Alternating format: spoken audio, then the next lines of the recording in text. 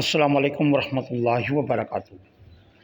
Spoken English के असबाक के साथ मोहम्मद नाज़मीन अतहर आपकी खिदमत में हाजिर है।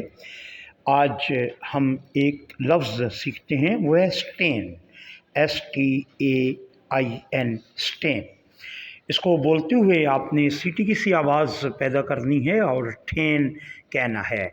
Stain, stain, stain. There's a stain on your shirt. There's a stain on your shirt. There's a stain on your shirt. असल में there is है, there is a stain on your shirt.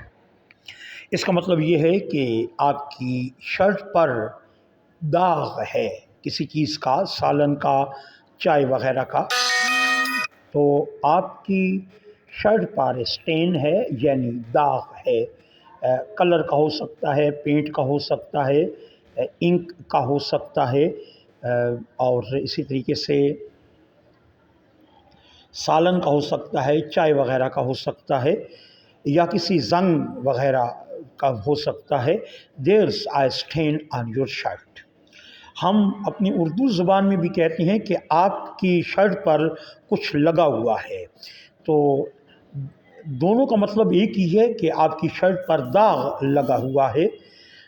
You got something on your shirt और there is a stain on your shirt, एक ही बात है कि आपकी कमीज़ पर कुछ लगा हुआ है या आपकी कमीज़ पर कुछ दाग लगा हुआ है।